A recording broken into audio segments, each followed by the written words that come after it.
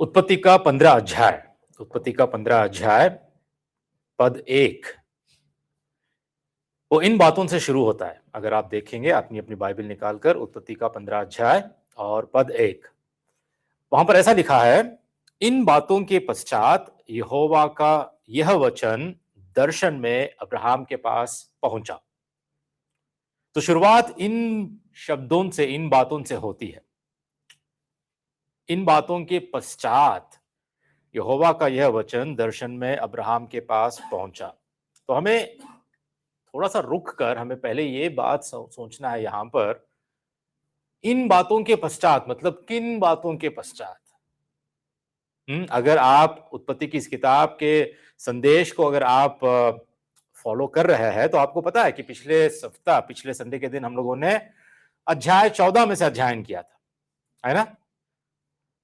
तो इन बातों के पश्चात मतलब जो बातें 14 अध्याय में घटित है, 14 अध्याय में हमने देखा था, उन बातों के पश्चात अब 15 अध्याय में यहोवा का यह वचन दर्शन में अब्राहम के पास पहुंचा। तो कौन सी बातें वो थी जो पिछले सप्ताह हमने देखी थी? आपको याद है, हमने अब्राहम के विषय में 3 बातें हमने देखी थी। अब्राहम चौकन्ना था, अब्राहम योद्धा था, और साथ ही साथ अब्राहम एक आराधक था। He was a watcher, warrior and worshipper। जहां हमने देखा था कि युद्ध होता है ना, 4 राजाएं एक तरफ, 5 राजाएं दूसरी तरफ। दोनों के बीच जब युद्ध होता है उसमें लूत पकड़ा जाता है और फिर अब्राहम क्या करता है, अपने 318 सैनिकों के साथ इन 4 राजाओं को हराता है और लूत जो बंदी बनाया गया था उसको छुड़ा ले जाता है। और हमने ये भी देखा था, अब्राहम वैसे चौकन्ना रहने वाला व्यक्ति है, योद्धा भी है। उसके बाद जब लूत को उसने छुड़ा लिया था तो हमने 2 राजा है, एक सदोम का राजा और एक शालेम का राजा, जो मलकीसिदक 2 राजाएं आते हैं अब्राहम से भेंट करने। हमने देखा था कि अब्राहम मलकीसिदक के साथ परमेश्वर की महिमा करता है। परम प्रधान परमेश्वर के लिए ये याजक को, जो राजा और याजक दो भी था, इसको उसने अपनी सारी संपत्ति से दशमांश देता है ना। और हमने ये भी देखा था कि जब सदोम का राजा कहता है कि प्राणियों को तू छोड़ दे और जो लूट है वो सब कुछ तू रख ले, सारी चीजें तू रख ले, लेकिन अब्राहम कहता है कि मुझे कुछ नहीं चाहिए, जूती का बंद भी मुझे नहीं चाहिए, है ना। ताकि तू ये ना कहे कि अब्राहम मेरी ओर से, मेरे कारण वो धनी हो गया है।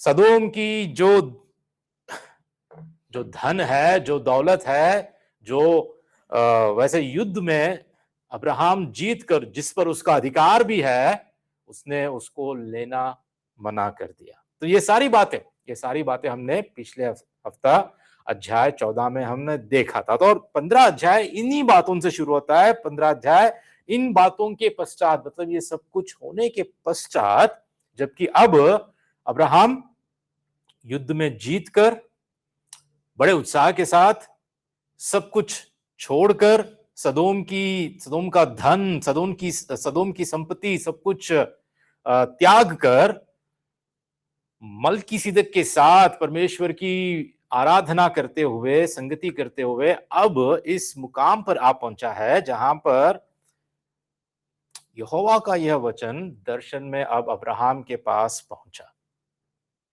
ठीक है, तो यहां पर पहले पद में, 15 अध्याय के पहले पद में कुछ परमेश्वर अब्राहम से बातें करते हुए एक ऐसा वचन, एक ऐसी प्रतिज्ञा उसको देता है, बड़े उत्साह करने वाली बातें, वेरी वेरी एनकरेजिंग वर्ड्स।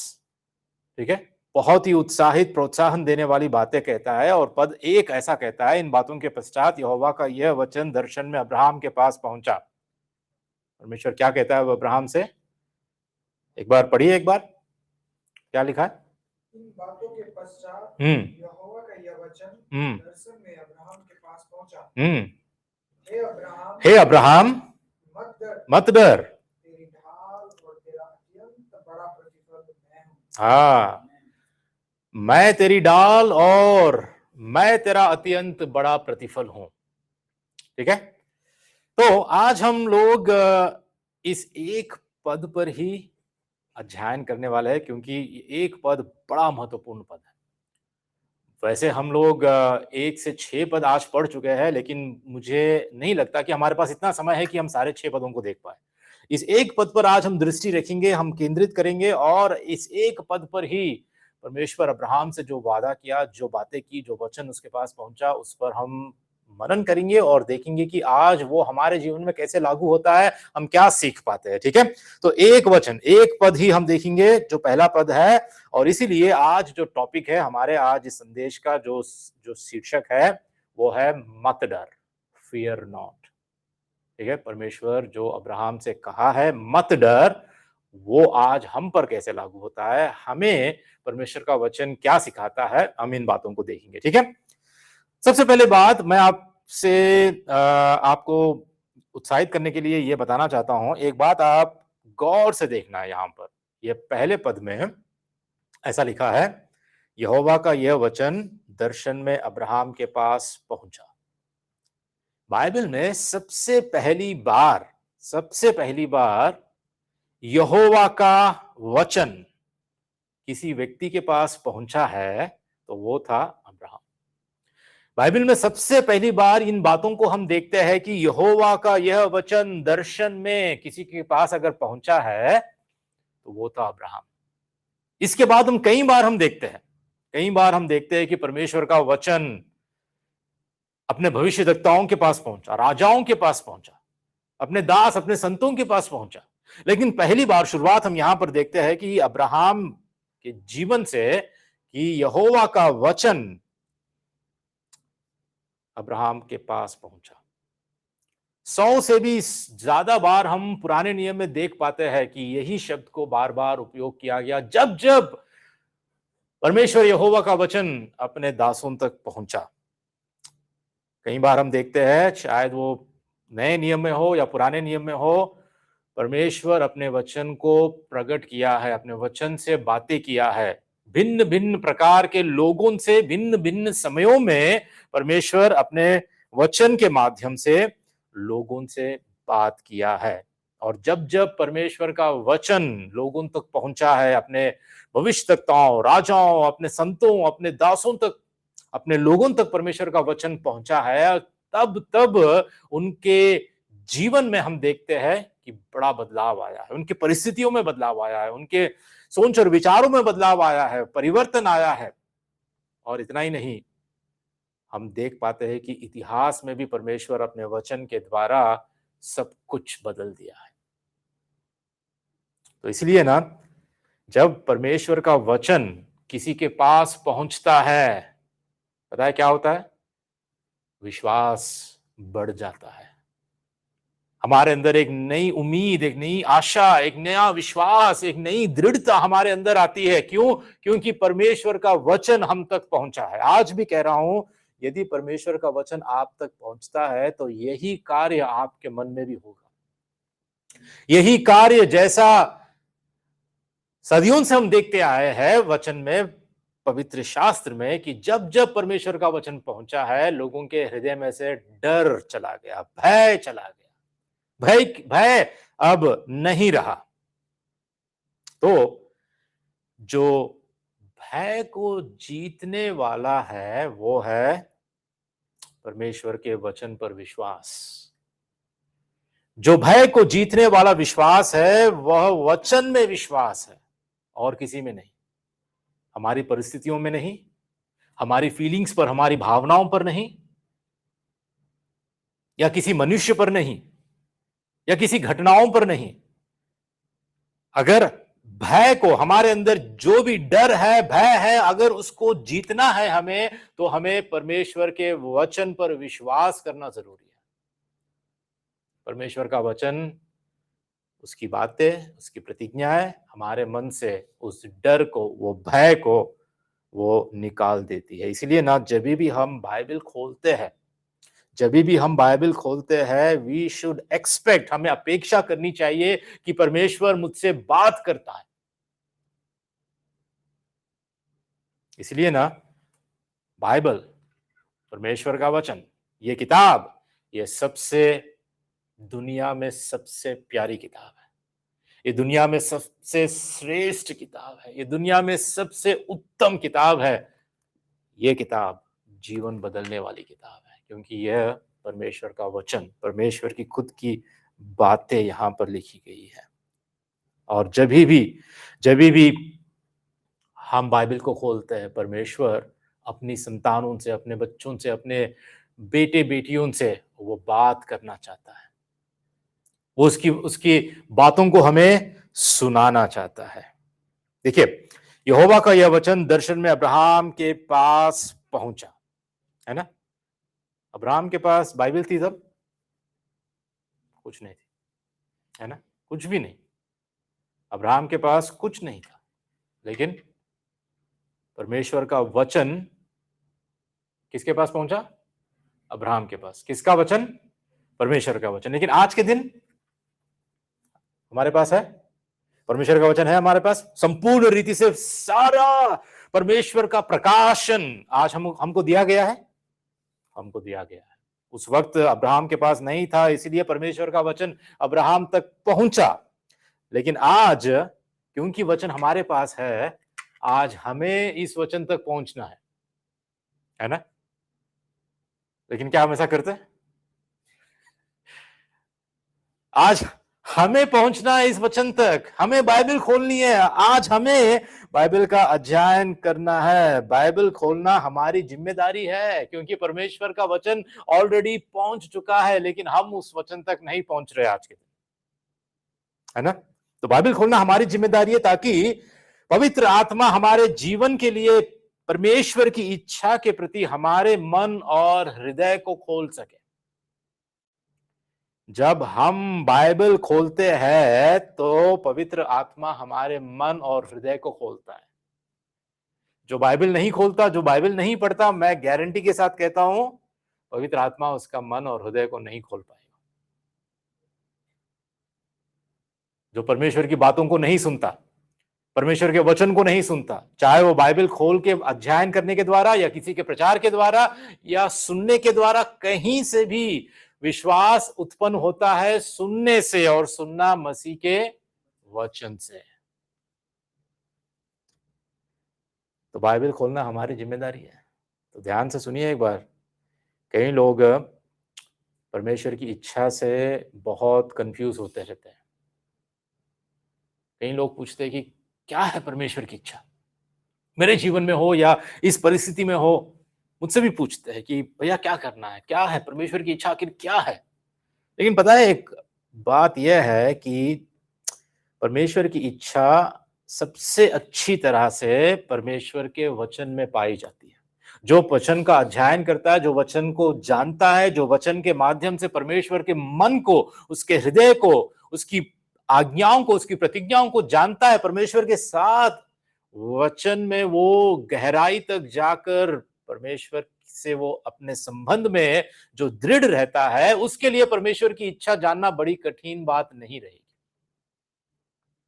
क्यों? क्योंकि परमेश्वर का वचन ही परमेश्वर की इच्छा है। The will of God is the word of God. और ये बातें हम ध्यान रखना चाहिए, ये बात को हमें हमेशा याद रखना चाहिए। तो आज मेरा प्रश्न यह है, क्या आप बाइबल खोलते हो? क्या परमेश्वर के वचन को आप सुनते हो? सोच के देखिए कि जब आप सुबह उठते हो, क्या आप अपना दिन क्या आप अपना दिन जीवित प्रभु के साथ उसके जीवित वचन में संगति से आप शुरू करते हो? कैसा है आपका मेरा जीवन? सबसे पहली बात, सबसे पहला काम, उठने के साथ हम क्या करते हैं? एग्जैक्टली कुछ लोग मोबाइल चेक करते हैं, है ना। कुछ लोग क्या मैसेज आया है मुझे, किसने मैसेज किया है मुझे, है ना। उठते ही तुरंत सबसे पहला काम मोबाइल चेक करना है, या और कुछ। सोच के देखिए कि कौन है वो जो पहला व्यक्ति जिससे आप बात करना चाहते हैं? तुरंत जैसे आंखें खुलती है, सुबह-सुबह परमेश्वर के साथ आपकी संगति होती है, या कौन है वो व्यक्ति जिससे आप सबसे पहले बात करते हो? क्या वो आपका मोबाइल है? या और कोई है? या आपका काम है? या आप हड़बड़ी में, भाग-दौड़ में आप सिर्फ सब कुछ ऐसे करते हो कि परमेश्वर है ही नहीं, परमेश्वर आपका कुछ है ही नहीं। देखिए, सबसे पहला काम सुबह उठकर आप जो करते हैं, इससे आपको पता चलेगा, अगर आप परमेश्वर से बात करते हैं, चाहे वो 2-4 बात भी क्यों ना हो, लेकिन सबसे पहले अगर आपके जीवन में परमेश्वर है और परमेश्वर से आप प्रेम करते हैं, तो आपको पता चल जाएगा कि सबसे पहले आप किससे बातें करते हो। सबसे पहले किसको आप वो महत्वपूर्ण जगह अपने जीवन में देते हो, पता चल जाएगा। कौन है आपके जीवन में सबसे बड़ा? इसलिए कहता हूं ना, हमें याद रखना चाहिए कि सबसे पहले हर सुबह हमारा अपॉइंटमेंट प्रभु जी के साथ होना चाहिए। हमारा अपॉइंटमेंट, क्योंकि वो सबसे श्रेष्ठ, सबसे अमूल्य, सबसे बहुमूल्य हमारा समय है, जो सबसे पहले संसार में हमें कदम रखने से पहले ही, संसार में हमारे सोच विचार जाने से पहले, हमारा काम शुरू होने से पहले, हम किसी व्यक्ति से बात करने से पहले, किसी के बारे में सोचने से पहले, हमारा अपॉइंटमेंट, सबसे पहला अपॉइंटमेंट हमारा प्रभु जी के साथ होना चाहिए। दूसरी बात, आप सोचते होंगे, या हम में से कुछ सोचते होंगे कि मुझे जिंदा रहने के लिए रोटी खानी पड़ेगी, मुझे जिंदा रहने के लिए, काम करने के लिए रोटी को खाना पड़ेगा। लेकिन प्रभु यीशु ने यह कहते हुए बहुत स्पष्ट कर दिया था कि मनुष्य केवल रोटी से ही जीवित नहीं रहता, परंतु परमेश्वर के मुख से जो वचन निकलता है वो उसी से जीवित रहता है। तो सिर्फ हमारी शारीरिक आवश्यकताओं के लिए नहीं, परंतु हमारी आत्मिक आवश्यकताओं पर हमें सबसे पहले ध्यान देना चाहिए, क्योंकि शुरुआत हमारी आत्मिक आवश्यकताओं से ही होती है। जहां पर जब ये आत्मिक आवश्यकताएं पूरी होती है, तो हम शारीरिक रूप से हम सही रास्ते पे हम चल सकते हैं, सही निर्णय हम ले सकते हैं। ठीक है? तो ऐसा होता है कि कई लोगों के जीवन में अपना खुद का विश्वास बहुत कमजोर हो जाता है। वो कुछ ऐसे पाप होते हैं जिन जिन पर वो विजय नहीं पा सकते हैं, बार बार उसी में फिसलते हैं, बार बार उसी में गिर जाते हैं। सोच के देखिए कि क्यों ऐसा हो रहा है, क्यों आपके जीवन में कुछ पापों से आप हार रहे हैं, क्यों इस संसार के प्रलोभन में आप इतनी आसानी से आप गिर रहे हैं, क्यों आप संसार की ओर आकर्षित हो रहे हैं, क्यों आपका हृदय व्याकुल रहता है, बेचैन रहता है, चिंतित रहता है? बताया इसके पीछे कारण क्या है? क्योंकि हम अपना समय प्रभु जी के साथ नहीं बिताते हैं। हम वो क्वालिटी टाइम, वो अपना पर्सनल डिवोशन का टाइम, वो क्वाइट टाइम, वो हमारा प्रभु के साथ एकांत में व्यक्तिगत जो मनन का समय होता है हमारा और प्रभु के साथ, इस समय में हम बहुत ही कमजोर हैं। हम ये समय प्रभु के साथ हम बिताना नहीं चाहते हैं, और इसलिए हम कमजोर हैं। हम सब कुछ करेंगे, बाकी सब कामों के लिए हमारे पास समय है ना?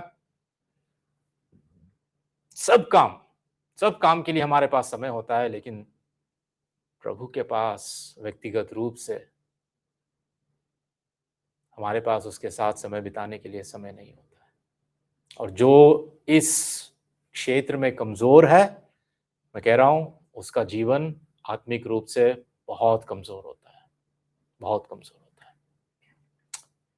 तो जो पहला पद है, हम देखते हैं वहां पर कि परमेश्वर का वचन किसके पास पहुंचा? अब्राहम के पास पहुंचा। अब अब्राहम के पास परमेश्वर का वचन पहुंचने के बाद परमेश्वर क्या कहता है? सबसे पहली बात पढ़ो एक बार। नहीं, उसके पहले क्या बोलता है वहां पर परमेश्वर? नहीं नहीं नहीं नहीं, क्या है वहां पर उसके बाद? परमेश्वर का वचन अब्राहम के पास पहुंचा, उसके बाद क्या है? क्या है? हे अब्राहम, है कि नहीं वहां पर? क्या लिखा है वहां पर? हाँ, अब्राहम, अब्राहम लिखा है ना? नाम से परमेश्वर बुलाया है कि नहीं? चाहे वो हे अब्राहम हो या अब्राहम हो, लेकिन परमेश्वर वहां पर नाम लेकर अब्राहम को पुकार रहा है। परमेश्वर नाम से पुकारता है। नाम से किसी व्यक्ति को पुकारने का मतलब क्या है? उस व्यक्ति को निजी रूप से, व्यक्तिगत रूप से जानना है, पहचानना है। हम किसी का नाम लेकर ऐसे ही नहीं बुलाते जब तक हम उस व्यक्ति को हम निजी रूप से पहचानते नहीं, जानते नहीं। आप किसी को ऐसे सड़क पे चलते चलते नाम लेके पुकारते हैं क्या? आपको पता ही नहीं वो कौन है। जब तक आप उसके साथ अपना रिश्ता नहीं जोड़ते और उसको आप अपना दोस्त हो, भाई हो या और कोई हो या अपना सहकर्मी हो, तब तक उसको नहीं जानते, आप उसका नाम नहीं जानते, तब तक उसको आप नाम लेकर नहीं बुलाते। नहीं तो हम सड़क पे चलने वालों को क्या बुलाते हैं? हे ब्रो, है ना? बस इतना ही बुलाते हैं। अरे बाबू क्या कहते हैं, या सर बोलते हैं, या कुछ भी बोलते हैं, लेकिन नाम लेके नहीं बुलाते। लेकिन यहां पर हम देखते हैं अब्राहम को परमेश्वर नाम लेकर बुलाता है। आज यही बात हमारे जीवन में भी लागू होती है कि परमेश्वर अगर हमको जानता है और हम परमेश्वर को जानते हैं, तो परमेश्वर आज हमें भी, उसकी संतान को, उसके लोगों को परमेश्वर नाम लेकर बुलाता है। आप सोच रहे हैं कि क्या परमेश्वर सच में मुझे जानता है? सैकड़ों लोग हैं, करोड़ों लोग हैं, अरबों लोग हैं, इस छोटा इंसान हूं, लेकिन यदि आप सच्चे विश्वासी, उसकी संतान हो, उसकी परिवार में जन्म लिए हुए उसके बेटे या बेटी हो, तो आज मैं कहता हूं वो आपके नाम को जानता है और वो आपके नाम से आपको बुलाता है। आमीन। वो हमसे दूर नहीं है, वो हमसे दूर नहीं है। ठीक है। एक बार एक भक्त ने कहा, जब वो छोटे थे, कई सालों पहले, जब वो छोटे थे तो उनकी माता पिता उनको बैंक ले जाया करते थे, और बैंक में जो हम पैसे को विड्रॉ करते हैं ना, तो वहां पे कैशियर होता है। तो जब भी ये बैंक जाते थे तो वहां पर वो कैशियर जो था, वो हमेशा इनके माँ बाप को नाम लेकर बुलाता था। जब इनकी बारी आती थी तो हमेशा इनके माँ बाप को वो नाम लेकर बुलाता था कि जो भी उनका नाम था, उनका नाम बुलाता था और वो कैश विड्रॉ करते थे। लेकिन ये कहते हैं कि आज के वक्त अगर आप चाहे बैंक जाओ और कहीं पर भी जाओ, आपको नाम लेकर कोई नहीं बुलाता है। आपको कैसे बुलाते हैं पता है? टोकन नंबर, है ना? टोकन नंबर, बस आपका नंबर है, आपका नाम नहीं है। मतलब आपकी पहचान आज सिर्फ एक नंबर है ना? टोकन नंबर 25, आओ पैसा लेके जाओ। टोकन नंबर 30, आओ पैसा लेके जाओ। चाहे वो डॉक्टर के पास हो, चाहे बैंक में हो, चाहे कहीं पर भी हो, आज हमारी पहचान कहां तक सीमित हो गई? भले ही सिस्टम में अपना नाम है, सब कुछ है, लेकिन आज हमें सिर्फ टोकन नंबर से पहचाना जाता है। लेकिन परमेश्वर के पास ऐसा नहीं है। हमारी पहचान हमारे नाम से परमेश्वर जानता है, पहचानता है। जैसे अब्राहम को कहा कि हे अब्राहम, ठीक है? तो ये बात हमारे लिए बहुत जरूरी है कि परमेश्वर अपने संतान को, अपने लोगों को नाम लेकर वो जानता है, व्यक्तिगत रूप से जानता है। अभी तक अगर आप पहले आते तो आपको पता होता, विष्णु ने भजन संहिता का 147 भजन पढ़ा है। एक बार देखिए, 147 भजन संहिता का 147, जहां पर 3 और 4 पद में ऐसा लिखा है, ठीक है? Psalm 147 वर्सेस 3 एंड 4, वहां पर ऐसा लिखा है, वह खेदित मन वालों को चंगा करता है और उनके घाव पर मरहम पट्टी बांधता है। वह तारों को गिनता और उनमें से एक एक का नाम रखता है। आमीन। हमारा परमेश्वर तारे, पता है तारों की गिनती कौन कर सकता है? आज तक कोई इंसान, कोई साइंटिस्ट या कोई ऐसा टेलीस्कोप या कोई ऐसी बात या ऐसी चीज नहीं है जो तारों की गिनती कर सके। लेकिन हमारा परमेश्वर तारों को गिनता है, और उतना ही नहीं, हर तारे को वो नाम भी रखता है, हर तारे का नाम भी रखता है। तो सोचने वाली एक अविश्वसनीय बात ऐसी है कि परमेश्वर जो सभी तारों का नाम लेता है और उनकी गिनती करता है, वह आपका नाम भी जानता है और आपकी जरूरतों के प्रति वो चिंतित भी है। आमीन। ऐसे परमेश्वर के संतान है हम। तारों को नाम लेने वाला आज आपका भी नाम लेता है, आपकी भी नाम को वो जानता है। ठीक है, तो अब्राहम को बुलाने के बाद, नाम से बुलाने के बाद, अब देखो अब्राहम से परमेश्वर क्या कहता है। सबसे पहली बात यह कहता है, मत डर। ठीक है, अब ये जो मत डर बात है, यहां पर हम बाइबल में सबसे पहली बार ये भी बात, जैसा कि वचन पहली बार हम देखते हैं यहोवा का वचन आया है, पास पहुंचा है, वैसे ही ये मत डर, ये बात भी सबसे पहली बार हम यहीं पर हम पाते हैं उत्पत्ति के 15 अध्याय, जब अब्राहम से परमेश्वर बात कर रहा है। तो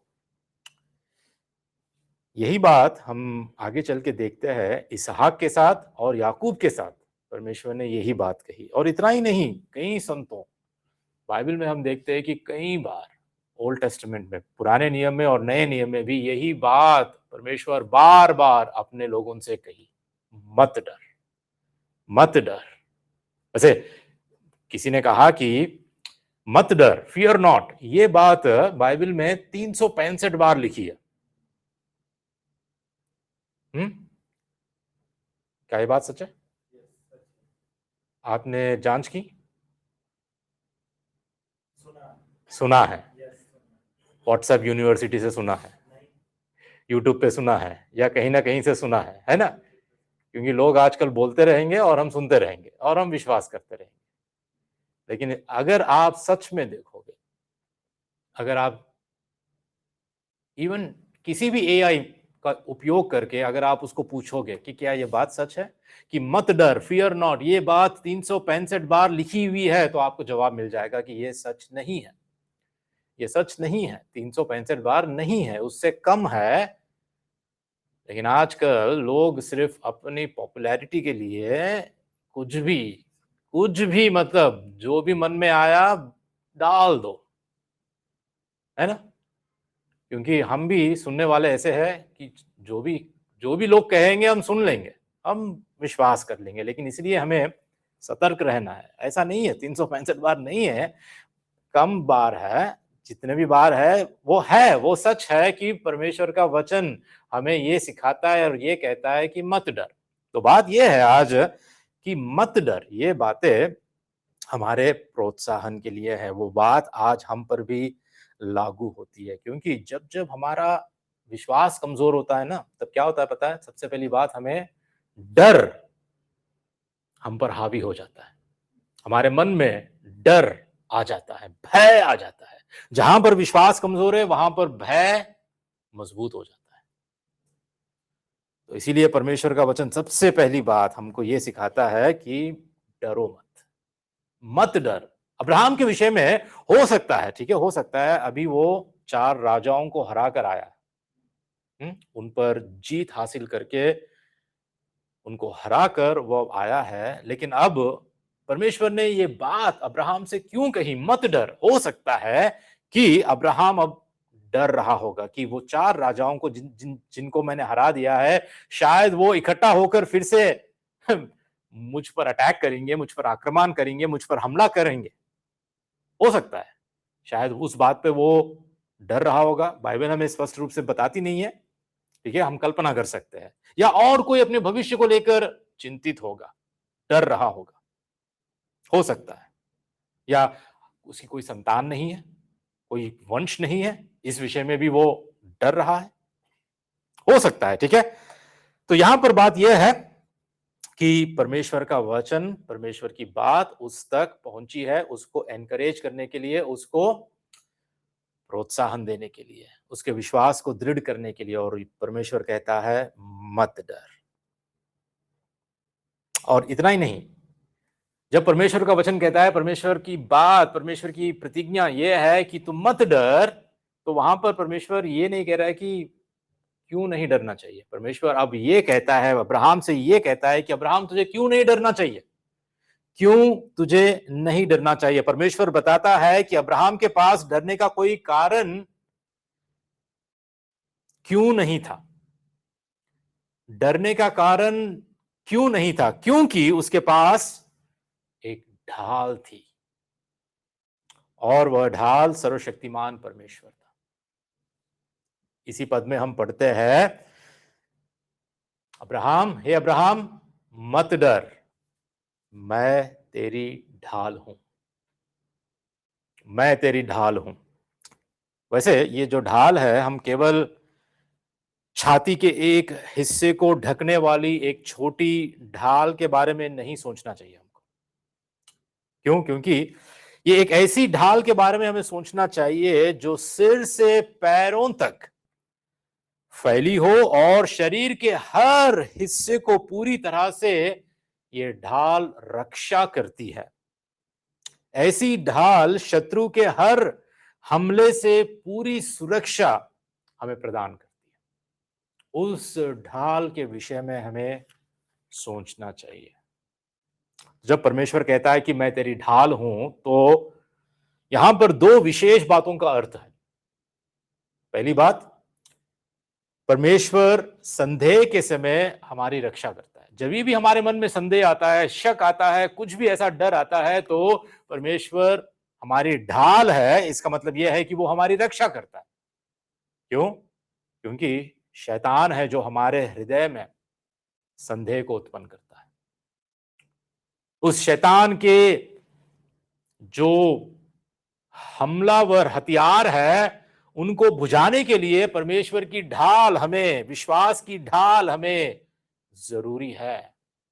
उन संदेह को, उस शक को, उस सारी ऐसी बातों को जो परमेश्वर की प्रतिज्ञाओं पर, परमेश्वर पर हमें शक करने के लिए हम तक आती है। जैसे आपको पता है, जब आदम और हव्वा को शैतान प्रलोभन में डाला, तो वो परमेश्वर के वचन पर ही, परमेश्वर के बातों पर ही उनके हृदय में संदेह को उत्पन्न किया।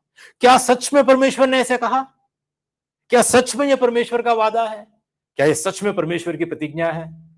परमेश्वर की बातों पर ही शक को उत्पन्न करने वाला शैतान है। और ऐसी बातें जब भी हमारे हृदय में उत्पन्न होती है जो वचन के विरोध में है, तो हमें जानना चाहिए कि यह शैतान का काम है, और इससे बचाने के लिए परमेश्वर हमारी ढाल बनकर हमको बचाता है। हमारे सोच और विचार, हमारे सारे सर से लेकर पैर तक हमें वो सुरक्षित रखता है। दूसरी बात इसका अर्थ है, वो हमें खतरों के समय में बचाता है।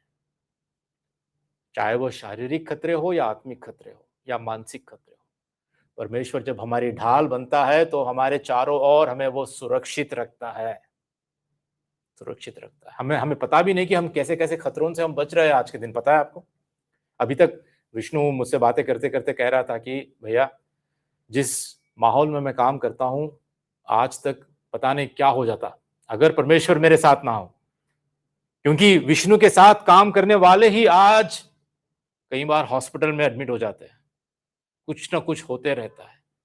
जब हमारी ढाल है, परमेश्वर हमारे ढाल की तरह हमारी रक्षा करता है, तो उन खतरों से भी परमेश्वर हमको बचाता है। हमें पता नहीं, हम सफर करते हैं, ड्राइविंग करते हैं, हम आते जाते रहते हैं, हमें पता नहीं कब क्या होगा, लेकिन सिर्फ और सिर्फ परमेश्वर हमारी ढाल है, इसलिए आज हम बच रहे हैं। जब हम नहीं बचेंगे, इसका मतलब ये नहीं कि परमेश्वर हमको छोड़ दिया, नहीं, तभी भी परमेश्वर हमारे साथ है। लेकिन आज ये वास्तविकता को हमें पहचानना है कि परमेश्वर हमारी ढाल है। तो ध्यान दे कि परमेश्वर यह नहीं कहता मैं तुमको एक ढाल दूंगा, है ना। परमेश्वर ये नहीं कहता कि चलो अब्राहम मैं तुमको एक ढाल दे दूंगा जिससे तुम बच पाओगे। नहीं, परमेश्वर कहता है कि मैं तेरी ढाल हूं, है ना। मैं खुद, स्वर्ग का वही परमेश्वर कहता है कि वह हमारी ढाल होगा, जिसका अर्थ है कि हमारे पास एक ऐसी ढाल है जो सर्वशक्तिमान, सार्वभौमिक और शाश्वत है। उस ढाल को हराया नहीं जा सकता, वह स्वयं परमेश्वर जितनी ही मजबूत है। और पता है, इससे बेहतर हमारे लिए हमारे जीवन में और कोई दशा नहीं और कोई स्थिति नहीं, जब परमेश्वर खुद हमारा ढाल बनकर हमें रहता है ना? एक ऐसी स्थिति जो सर्वश्रेष्ठ है। आज लोग सुरक्षा की लिए खोज करते हैं कि मैं सुरक्षित रहूं, चाहे वो कहीं पर भी, किसी भी संसार में, किसी भी दुनिया में, किसी भी कोने में, मैं सुरक्षित रहना चाहता हूं, बस लोग यही सोचते हैं। लेकिन बात यह है कि अगर आपके पास सोचो कि सारे संसार में सबसे शक्तिशाली नेवी है, आर्मी है, एयरफोर्स है, सारे हथियार है, सब कुछ है आपको बचाने के लिए, आपकी सुरक्षा करने के लिए, लेकिन यदि परमेश्वर आपकी ढाल नहीं है तो सब कुछ बेकार है। संसार के सबसे पावरफुल नेशंस में से भी अगर आपके पास उनकी सारी सेना आपके साथ भी है, लेकिन परमेश्वर अगर आपका ढाल नहीं है, मेरी ढाल नहीं है, तो सब कुछ बेकार है। और ये सब कुछ अगर हमारे विरोध में भी है और परमेश्वर हमारी ढाल है तो काफी है हमारे लिए, काफी है हमारे लिए। ठीक है, जब स्वयं परमेश्वर हमारी ढाल है तो हमें कौन हरा सकता है ना? इसलिए आज हमें डरने की जरूरत नहीं है। परमेश्वर स्वयं मनुष्य के हृदय के हर भय का अंतिम जवाब है।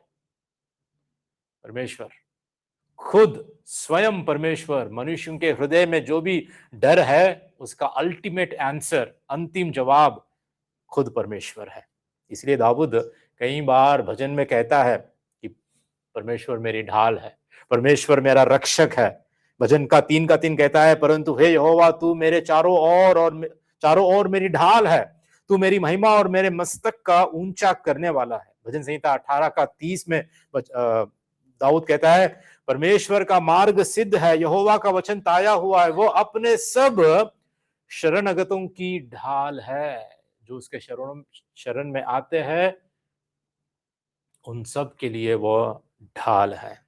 अंत में परमेश्वर अब्राहम से कहता है, मैं तेरा अत्यंत बड़ा प्रतिफल हूं, मत डर, मैं तेरी ढाल हूं, मैं तेरा अत्यंत बड़ा प्रतिफल हूं। देखो, अब्राहम सदोम के उस धन को तिरस्कार कर देता है। वो कहता है कि मैं नहीं लूंगा।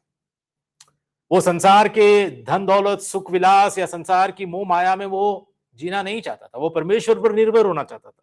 परमेश्वर जब उसको धनी बनाता है तभी परमेश्वर की महिमा होती है, ये बात उसको पता है। और वो सब कुछ इनकार करके, परमेश्वर जब तू देगा मैं लूंगा, जब तक नहीं। परमेश्वर के हाथों से ही वो सब कुछ पाना चाहता है। और अब परमेश्वर क्या कहता है, मैं तेरा प्रतिफल हूं, मैं तेरा अत्यंत बड़ा प्रतिफल हूं। देखिए, आज भी जब हम कुछ काम करते हैं प्रभु के लिए, उसके राज्य के लिए कुछ काम करते हैं, तो हम प्रतिफल की आशा रखते हैं, है ना? कि मुझे क्या प्रतिफल मिलेगा, आज नहीं तो कल, कल नहीं तो स्वर्ग में कुछ ना कुछ प्रतिफल मुझे परमेश्वर जरूर देगा। लेकिन बात यह है कि परमेश्वर खुद कहता है कि मैं स्वयं, मैं तेरा अत्यंत बड़ा प्रतिफल हूं। क्योंकि परमेश्वर को जिसने पाया है, खुद स्वयं प्रभु को जिसने पाया है, उससे बड़ा प्रतिफल क्या हो सकता है ना? क्या धन दौलत हो सकती है? क्या स्वर्ग में आपको बड़ा सा बड़ा महल भी मिल जाए, क्या वो प्रभु के समान है? नहीं। परमेश्वर खुद अपना बड़ा, अत्यंत बड़ा प्रतिफल है। इसलिए यदि हम इस संसार को कहेंगे कि नहीं, मुझे नहीं चाहिए, मुझे यहाँ पर धनी बनने के लिए मैं नहीं हूं, यहाँ पर मैं धन कमाने के लिए, अमीर बनकर जिंदगी की मौज मस्ती लेने के लिए मैं यहाँ पर नहीं हूं। परमेश्वर जो मुझे देता है उसी में मैं खुश हूं, मैं मेहनत करूंगा, वो अगर मुझे धनी बनाएगा तो प्रभु का धन्यवाद, प्रेज द लॉर्ड, हालेलुया। मैं प्रभु के लिए जीवन जीऊंगा, उसकी नाम के लिए मैं जीवन जीऊंगा, और उसने जो मुझे दिया है उसमें मैं संतुष्ट रहूंगा। क्योंकि प्रभु मेरा है, प्रभु मेरा अत्यंत बड़ा प्रतिफल है। प्रभु मत्ती के 16 अध्याय में कहता है, 25 और 25, 26, 27 में, क्योंकि जो कोई अपना प्राण बचाना चाहे वह उसे खोएगा, और जो कोई मेरे लिए अपना प्राण खोएगा वह उसे बचाएगा। यदि मनुष्य सारे जगत को प्राप्त करे और अपने प्राण की हानि उठाए तो उसे क्या लाभ होगा? या मनुष्य अपने प्राण के बदले में क्या देगा? मनुष्य का पुत्र अपने स्वर्गदूतों के साथ अपने पिता की महिमा में आएगा और उस समय वह हर एक को उसके कामों के अनुसार प्रतिफल देगा। और प्रभु को पाना ही, उस प्रेमी परमेश्वर, उस उद्धारकर्ता को पाना ही हमारे लिए सबसे बड़ा प्रतिफल है। अंत में एक वचन आपको बता के मैं समाप्त करना चाहता हूं, जो इब्रानियों में है, इब्रानियों का 13:5-6। वहां पर ऐसा लिखा है, तुम्हारा स्वभाव लोभ रहित हो और जो तुम्हारे पास है उसी पर संतोष किया करो, क्योंकि उसने आप ही कहा है, मैं तुझे कभी ना छोड़ूंगा और ना कभी तुझे त्यागूंगा। इसलिए हम बेधड़क होकर कहते हैं, क्या कहते हैं? इब्रानियों का 13:5-6, मेरा सहायक है, प्रभु मेरा सहायक है, मैं ना डरूंगा, मनुष्य मेरा क्या कर सकता है। अब्राहम का प्रभु आज किसका प्रभु है? मेरा प्रभु है, जिसने अब्राहम को अपना नाम लेकर बुलाया, जिसने कहा मत डर, जिसने कहा मैं तेरी ढाल हूं, जिसने कहा मैं तेरा अत्यंत बड़ा प्रतिफल हूं, वो अब्राहम का प्रभु आज मेरा भी परमेश्वर, मेरा भी प्रभु है। और वो आज हमसे यही कह रहा है, वो आज कह रहा है, सिंह मत डर। वो कह रहा है, सुमोद मैं तेरी ढाल हूं। वो कह रहा है, संदेश मैं तेरा अत्यंत बड़ा प्रतिफल हूं। हम में से हर एक से प्रभु का वचन आज यही कहता है, आज हमें यही उत्साहित करता है। प्रभु हमारी मदद और सहायता करे कि हम उस पर संपूर्ण रीति से विश्वास करें, भरोसा करें, अपना जीवन उसको अर्पित करके हम जीवन जीते रहें। सब कुछ उसके नियंत्रण में है, उसके हाथों में है, और वचन के अनुसार हम उसकी आज्ञाकारिता में हम आगे बढ़ते रहे तो हमारे जीवन में हम उसके हाथ को देखेंगे, उसके योजना को, उसकी इच्छा को पूरी होती हुए हम देखेंगे। प्रभु हमारी मदद और सहायता करे। चलिए हम खड़े होकर प्रार्थना करते हैं।